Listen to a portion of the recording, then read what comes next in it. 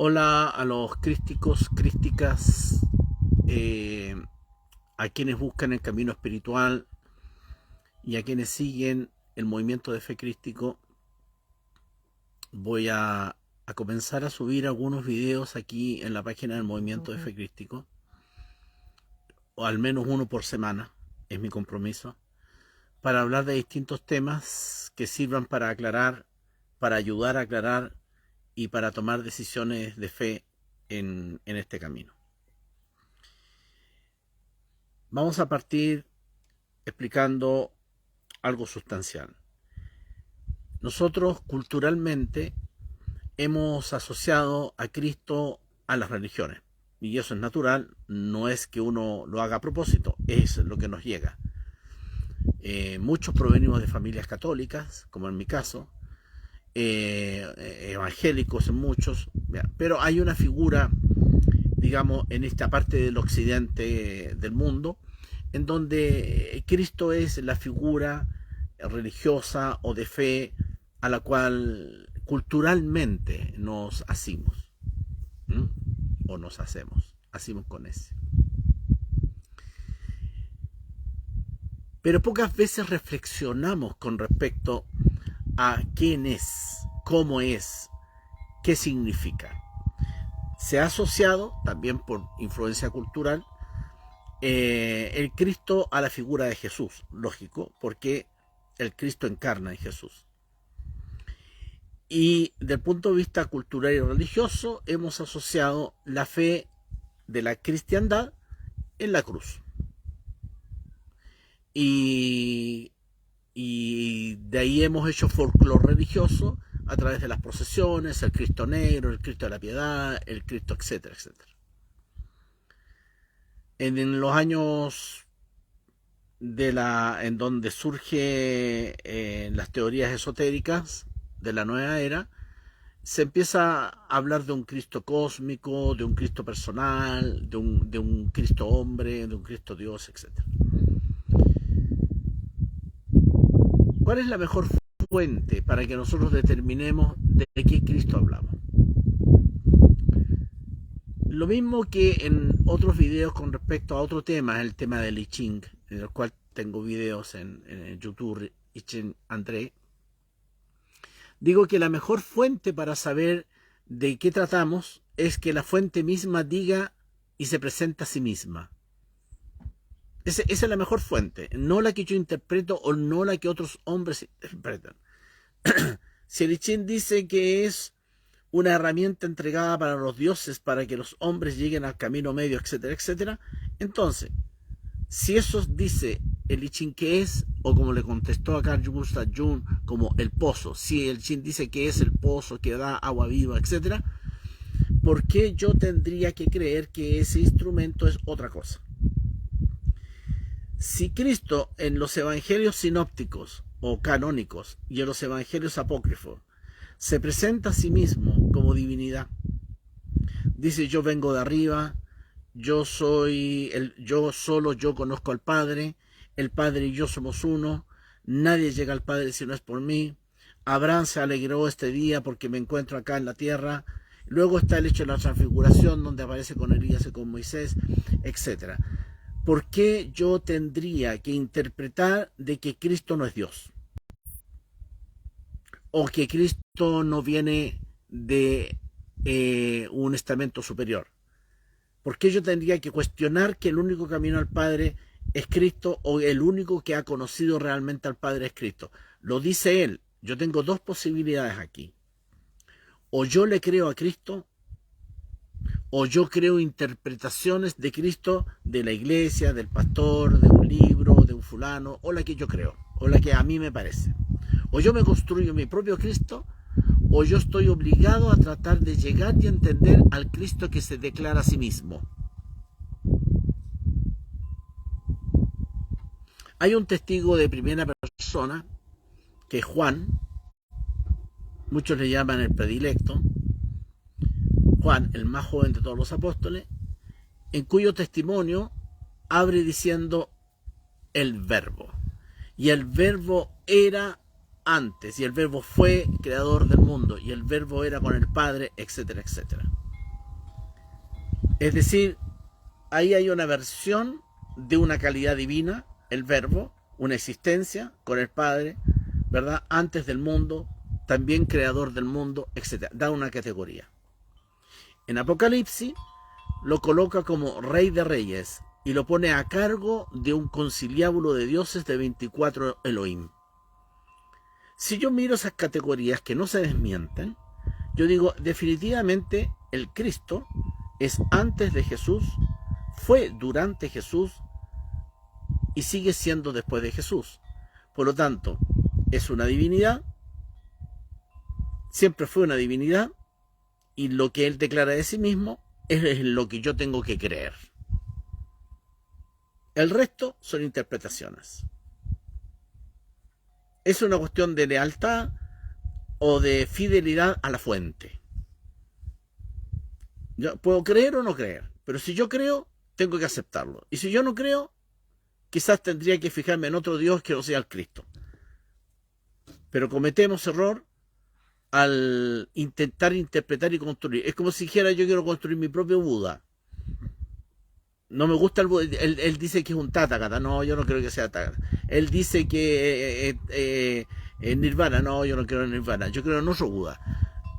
Sí, somos libres de crear los dioses que queramos y interpretar lo que queramos.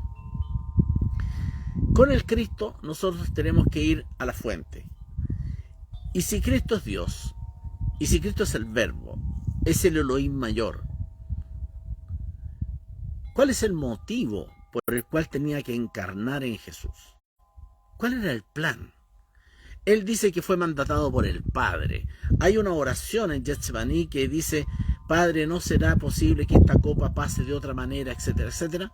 Es decir, hay una relación de mandato con un Dios superior que él declara como Padre, en el concepto de que es el origen de todo. No es que sea un papá físico humano, sino que es el origen de todo, es el Dios creador. Pues bien, si yo no limito Cristo a Jesús, la figura humana, a quien yo sigo espiritualmente no son a los 3 años y medio que Jesús se manifiesta en su misión que conocemos como la pasión de Cristo o la misión de Cristo, sino que yo asumo que el Cristo era antes de Jesús, fue durante Jesús y sigue después de Jesús. Por lo tanto, yo me relaciono con el Cristo que es Dios, con el Cristo que es permanente, y no con el Jesús, sino que con Cristo en Jesús o Jesús Cristo, pero donde la figura central es el Cristo Dios.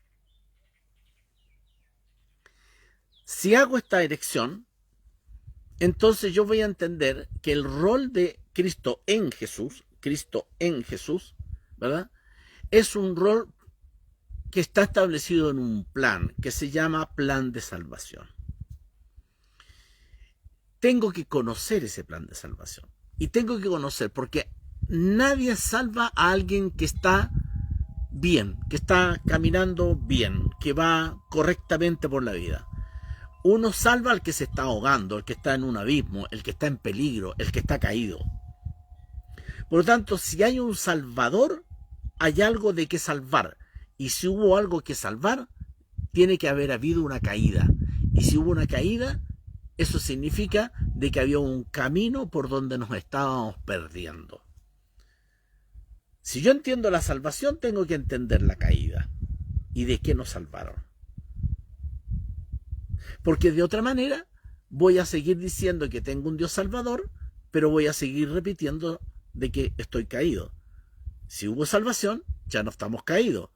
Porque si estamos caídos, entonces quiere decir que no hubo salvación.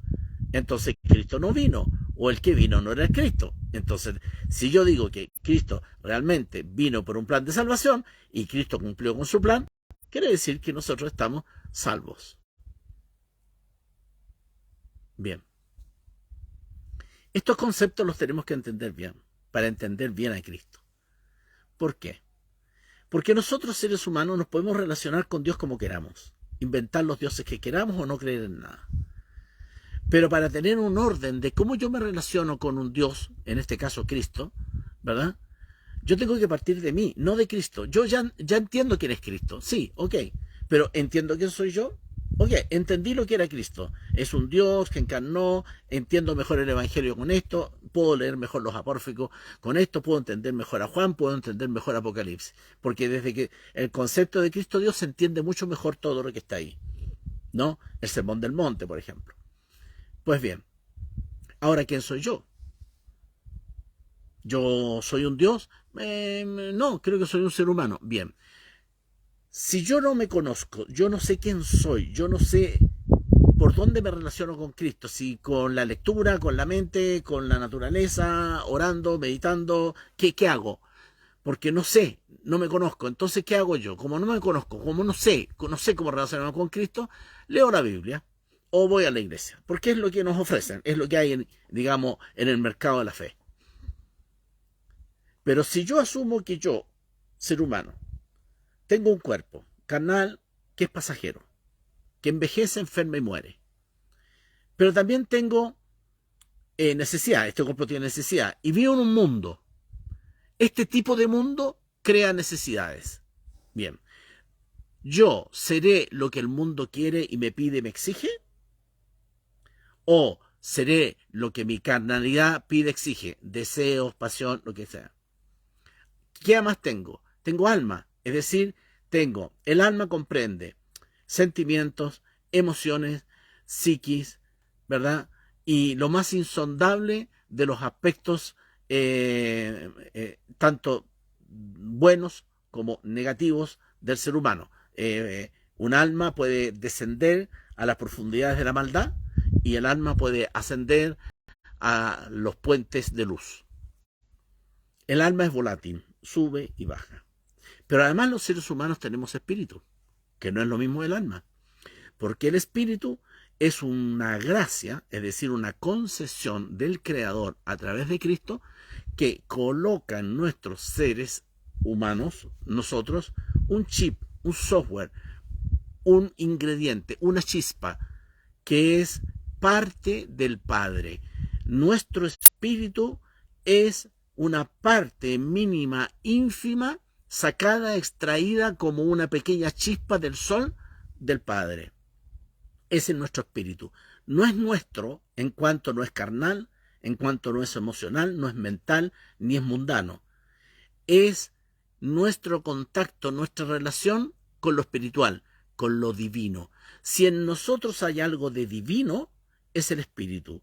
Si en nosotros hay semejanza del Creador, es el espíritu. Si en nosotros hay una comunicación con lo superior, es mediante el espíritu.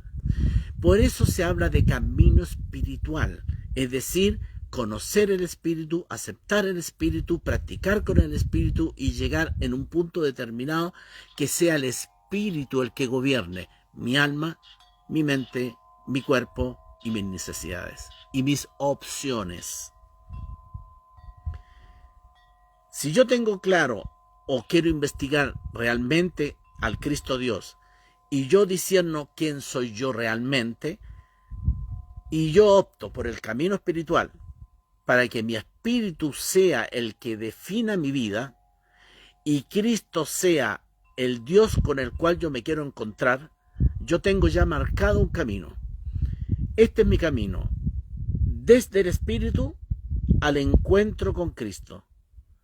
Desde mi camino espiritual, desde mi espiritualidad, yo tengo que ir gobernando y entendiendo y comprendiendo mi mente, mi cuerpo, mi alma, mis sentimientos, mis emociones. Yo voy a tomar decisiones coherentemente con mi vida espiritual. Yo voy a vivir coherentemente con mi vida espiritual. Yo voy a decidir de acuerdo a mi coherencia espiritual. Y eso va a definir mi vida.